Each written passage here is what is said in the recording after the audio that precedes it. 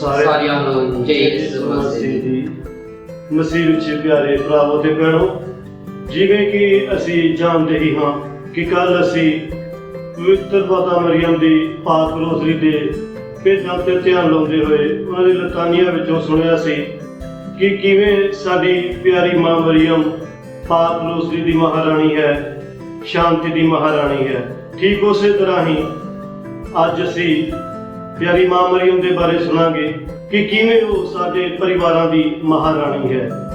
ਅਸੀਂ ਬਹੁਤ ਹੀ ਭਾਗਸ਼ਾਲੀ ਹਾਂ ਕਿ ਸਾਡੇ ਨਾਲ ਸਾਡੇ ਹਰਮਨ ਪਿਆਰੇ ਫਾਦਰ ਵਿਆਨੀ ਜੀ ਸਾਡੇ ਨਾਲ ਮੌਜੂਦ ਹਨ, ਜਿਨ੍ਹਾਂ ਨੇ ਬਹੁਤ ਹੀ ਵਧੀਆ ਢੰਗ ਦੇ ਨਾਲ ਕੱਲ ਸਾਨੂੰ ਪਿਆਰੀ ਮਾਂ ਮਰੀਅਮ ਦੀ ਲਤਾਨੀਆਂ ਬਾਰੇ ਸਮਝਾਇਆ ਅਤੇ ਅੱਜ ਇਹ ਸਾਨੂੰ ਸਾਡੀ ਪਿਆਰੀ ਮਾਂ ਮਰੀਅਮ ਦੇ ਬਾਰੇ ਸਮਝਾਉਣਗੇ ਕਿ ਕਿਵੇਂ ਉਹ ਸਾਡੇ ਪਰਿਵਾਰਾਂ ਦੀ ਮਹਾਰਾਣੀ ਹੈ। तो सब तो पहला मैं फादर जी ਤੋਂ ਪੁੱਛਣਾ ਚਾਹਾਂਗਾ ਕਿ ਇੱਕ ਪਰਿਵਾਰ ਕੀ ਹੈ, ਇੱਕ ਪਰਿਵਾਰ ਦੇ ਵਿੱਚੋਂ ਅਸੀਂ ਕੀ ਸਮਝ ਸਕਦੇ ਹਾਂ। ਪਿਆਰਿਓ, ਤੁਸੀਂ ਬ੍ਰਦਰ ਸਟੀਵਨ ਨਾਲ ਮਿਲ ਕੇ ਅੱਜ ਦੇ ਵਿਸ਼ਾ ਨੂੰ ਤੁਸੀਂ ਜਾਣ ਰਹੇ ਹੋ। ਇਹ ਬਹੁਤ ਹੀ ਵੱਡੀ ਖੁਸ਼ੀ ਦੀ ਗੱਲ ਹੈ ਕਿ ਅਸੀਂ ਹਰੇਕ ਭੈਣ ਭਰਾ ਪਰਿਵਾਰ ਵਿੱਚ ਹੀ ਜਨਮ ਲਿਆ। ਸਾਡੇ ਮਾਂ ਬਾਪ ਭੈਣ ਭਰਾਵਾਂ ਇਹ ਸਾਰੇ ਇੱਕ ਪਰਿਵਾਰ ਵਿੱਚ ਰਹਿਣੇ ਵਾਲੇ ਹਨ।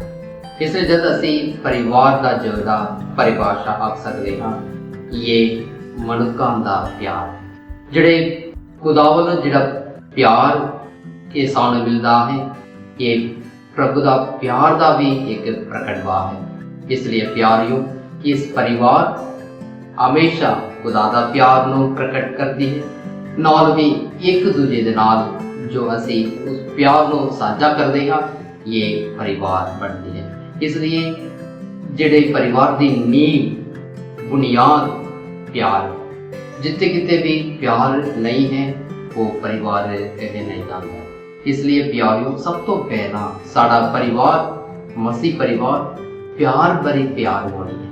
ਇਸ ਲਈ ਮਾਂ ਮਰੀਅਮ ਅਸਾਂ ਸਾਰਿਆਂ ਲਈ ਇੱਕ ਆਦਰਸ਼ ਔਰਤ ਹੈ, ਆਦਰਸ਼ ਮਾਂ ਹੈ, ਜਿਹਦੇ ਨਾਲ ਮਿਲ ਕੇ ਅਸੀਂ ਉਸ ਮਹਾਨ ਪ੍ਰਭੂ ਦੇ ਪਿਆਰ ਨੂੰ ਮੰਗਦੇ ਹਾਂ।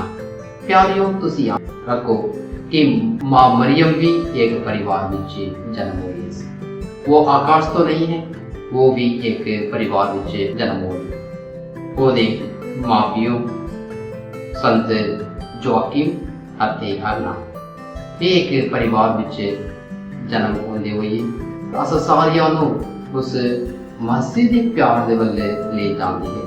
ਆਓ ਪਿਆਰਿਓ, ਇਸ ਗੱਲ ਨੂੰ ਤੁਸੀਂ ਯਾਦ ਰੱਖਦੇ ਹੋਏ ਆਓ ਅੱਜ ਦਾ ਵਿਸ਼ਾ ਨੂੰ ਅੱਗੇ ਵਧਦੇ ਹੋਏ ਬ੍ਰਦਰ ਸਟੀਵ ਦੇ ਨਾਲ ਮਿਲ ਕੇ ਮਨੋਚਿੰਤਨ ਵੀ ਕਰੀਏ। ਧੰਨਵਾਦ ਫਾਦਰ ਜੀ, ਸਾਨੂੰ ਇੱਕ ਪਰਿਵਾਰ ਦੇ ਬਾਰੇ ਦੱਸਣ ਦੇ ਲਈ। ਜਿਸ ਤਰ੍ਹਾਂ ਤੁਸੀਂ ਦੱਸਿਆ ਹੈ ਕਿ ਪਰਿਵਾਰ ਦਾ ਮਤਲਬ ਹੈ ਪ੍ਰਭੂ ਯਿਸੂ ਮਸੀਹ ਵਿੱਚ ਇਕੱਠੇ ਰਹਿਣਾ, ਉਸ ਦੇ ਪਿਆਰ ਨੂੰ ਮਹਿਸੂਸ ਕਰਨਾ, ਇੱਕ ਦੂਜੇ ਦੇ ਨਾਲ ਪਿਆਰ ਕਰਕੇ ਉਸ ਪਿਆਰ ਵਿੱਚ ਅੱਗੇ ਵਧਣ ਨੂੰ ਅਸੀਂ ਇੱਕ ਪਰਿਵਾਰ ਕਹਿੰਦੇ ਹਾਂ। ਧੰਨਵਾਦ ਫਾਦਰ ਜੀ। ਠੀਕ ਉਸੇ ਤਰ੍ਹਾਂ ਪ੍ਰਭੂ ਯਿਸੂ ਨੇ ਸਾਨੂੰ ਸਿਖਾਇਆ ਹੈ ਕਿ ਇੱਕ ਦੂਸਰੇ ਦੇ ਨਾਲ ਪਿਆਰ ਕਰੋ। ਅਸੀਂ ਵੀ ਇੱਕ ਪਰਿਵਾਰ ਵਿੱਚ ਰਹਿੰਦੇ ਹੋਏ ਆਪਣੇ ਮਾਤਾ ਪਿਤਾ ਭੈਣ ਭਰਾਵਾਂ ਦੇ ਨਾਲ ਪਿਆਰ ਕਰਦੇ ਹਾਂ, ਉਸ ਪਿਆਰ ਦੇ ਵਿੱਚ ਅੱਗੇ ਵਧਦੇ ਹਾਂ।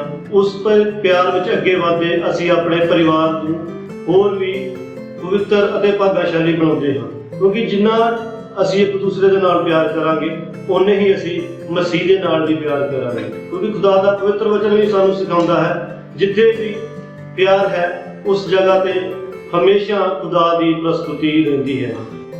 ਧੰਨਵਾਦ ਫਾਦਰ ਜੀ। ਫਾਦਰ ਜੀ, ਮੈਂ ਤੁਹਾਡੇ ਤੋਂ ਪੁੱਛਣਾ ਚਾਹਾਂਗਾ ਕਿ ਸਾਡਾ ਪਾਕ ਕੈਥੋਲਿਕ ਚਰਚ ਸਾਨੂੰ ਪਰਿਵਾਰ ਬਾਰੇ ਕੀ ਸਮਝਾਉਂਦਾ ਹੈ, ਜੋ ਸਾਨੂੰ ਕਿਸ ਤਰ੍ਹਾਂ ਆਪਣੇ ਪਰਿਵਾਰ ਵਿੱਚ ਰਹਿਣ ਲਈ ਸੱਦਾ ਦਿੰਦੇ ਹਨ।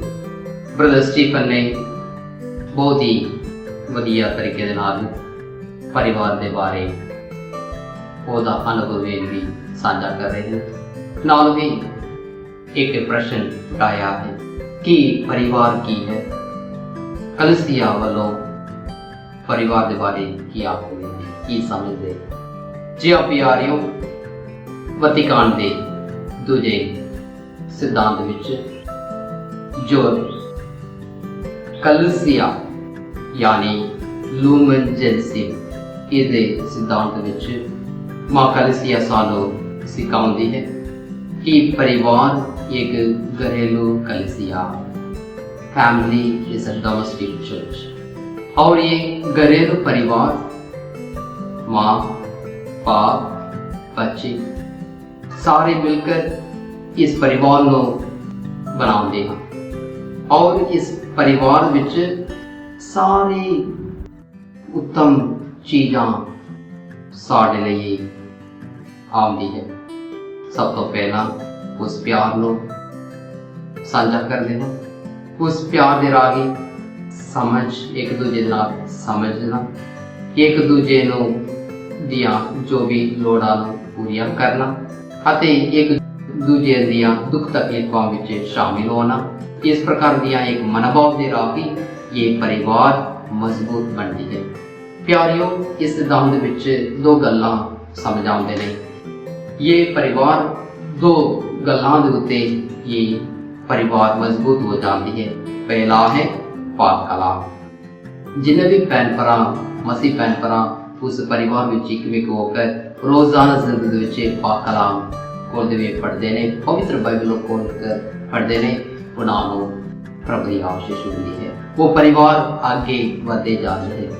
लोग इस परिवार में वेख के आखते हैं ये कितने चंगे परिवार है, इस परिवार में कोई लड़ाई झगड़ा नहीं है, दुख तकलीफ है, परेशानी है, पावे परेशानी भी वो लेकिन सगों वो परिवार बड़ी ही लगन दे नाल प्रभु की सेवा विच अगे बढ़ते जाते हैं।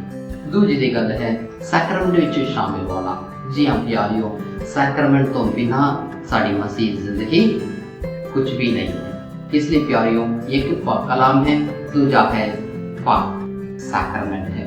ये सैक्रमेंट वो है जे प्रभु की फजलां साढ़े अंदरूनी रूह विच जो फजल पैदा करती है, शक्ति को अनुभव करने का समा है, जिहदे राही असी एक दूजे को प्यार करने का अते उस प्यार का प्रतीक असी भी दूजे लोगों की सेवा विच लगे रहने का एक वसीला है। इसलिए प्यारियों, ये दो गल्लां याद करते हुए परिवार एक परिवार मिलकर एक कलीसिया बनाते हैं। इसलिए प्यारियों, आओ इस गलों को याद रखते हुए आओ और आगे बढ़ते हुए सारे चिंतन को जारी रखें। धन्यवाद फादर जी। जिवें तुसीं दस्सिया है कि पाक कलाम सानूं दसदा है परिवार की है, जिथे किते दो जां तीन भैन भाई बैठ के प्रभु का वचन पढ़ते हैं उसनूं एक परिवार कहा जाता है। सचमुच तुहाडे इस कथन नूं याद करदिआं मैं अपने परिवार बारे दसना चाहता हाँ कि साडे परिवार विच भी पाक कलाम पढ़िया जाता है। मेरे मम्मी पापा भैन भाई सारे इकट्ठे बैठ के खुदा का पवित्र वचन पढ़ते हैं। सचमुच जिथे किते खुदा का पवित्र वचन पढ़िया जाता है उस जगह ते उस थां ते प्रभु की आशीष और बरकत प्राप्त होती है। सो मसीह विच प्यारिओ, जेकर अज असीं अपने परिवार नूं प्रभु दे नाल जोड़ना चाहते हाँ जां अपने परिवार नूं बनाए रखना चाहते हाँ तो सानू अज खुदा का वचन पढ़न की जरूरत है। जिवें कि साडे फादर जी ने सानू दस्सिया है कि खुदा का वचन ही सानू एक परिवार बनाउण विच सहायता करदा है। ठीक उस तरह फादर जी जिस तरह तुसीं दस्सिया है कि वचन पढ़न दे नाल असीं एक परिवार की बनतर बनाउंदे हैं, परिवार तैयार करते हैं। ते मेरे दिमाग में एक और प्रश्न उठता है कि एक आदर्श परिवार की है अते किवें साडी प्यारी माता मरियम वो परिवारां दी महारानी बनी। ठीक प्रश्न है ब्रदर स्टीफन वालों कि आदर्श परिवार उस परिवार को कहा जाता है जिस परिवार में खुदा दी आशीषां खुदा दी बरकत उस परिवार में असीं पाउंदे हां। साढ़े लिए एक आदर्श परिवार है नासरत परिवार, माँ मरियम, संत यूसुफ, बालक यीशु। मैं शुरू में तुहानूं कहा है माँ मरियम भी एक परिवार विच ओदा जन्म होया सी। ओदा मापी जोखिम अते अन्ना जब प्रभु वालों इस महान कृपा हुई कि वो प्रभु की माँ बनी और जब माँ मरियम संत यूसुफ ने अपनी पति मानकर इस परिवार की जिंदगी में आगे बढ़ रही है। और देखते हाँ कैसे इस नासरत परिवार विच एक दूजे दे नाल प्यार मुहब्बत और कठिन परिश्रम के द्वारा बालक यीशु नो प्रभु दी सेवा विच और आगे बढ़ते हुए देख रहे हैं। इसलिए प्यारियों याद रखना है ये साढ़े लिए आदर्श परिवार है जो नासरत परिवार माँ मरियम संत यूसुफ बालक यीशु इन परिवार विच तीन गुण नासी पाउंदे हाँ। सब तो पहला ये परिवार हमेशा प्रभु की योजना नो मर्जी नो पूरी कर लई तैयार हो जाते हैं। दूजा है ये परिवार विच हमेशा शांति का संदेश जो भी दुख तकलीफ परेशानी है वो भी लेकिन शांति वातावरण में अपनी जिंदगी गुजारिया है। तीजा है सारी परेशानियां दुख तकलीफों मुकाबला करने दी सामना करने दी वो अगे कदे भी वो दुख न तकलीफ दे पीछे नहीं हटिया सगो प्रभु की मर्जी के मुताबिक वो जीवन गुजारिया। ये एक आदर्श परिवार है। जी हाँ प्यारियों साढ़े परिवार में बहुत सारे दुख तकलीफ परेशानी क्यों ना हो गए लेकिन ये माँ ये सारे परिवार के लिए महारानी है। ये परिवार की माँ है। जिस तरह साढ़े परिवार के लिए ये माँ है। माँ उस परिवार दिया हर एक दुख तकलीफ समझते हुए सेवा में चलाई रहती है और अपने आप को त्याग भरी जिंदगी राही उस परिवार के लिए कुर्बानी भी करती है।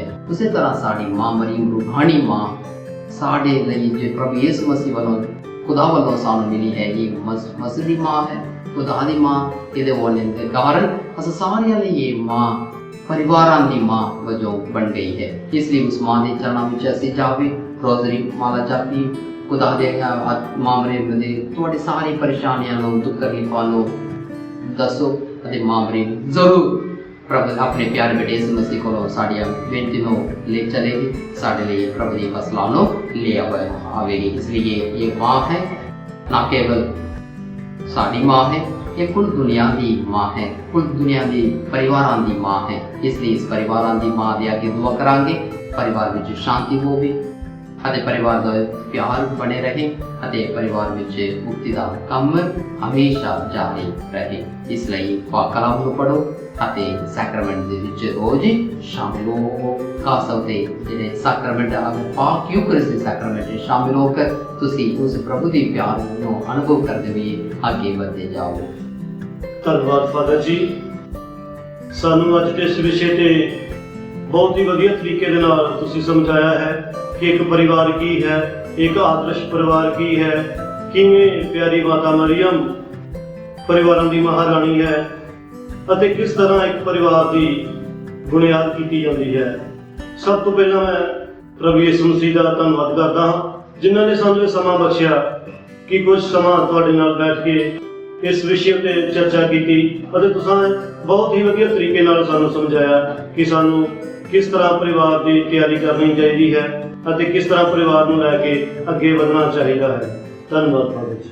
अखीर विच सारिआं नूं जय यीशु मसीह दी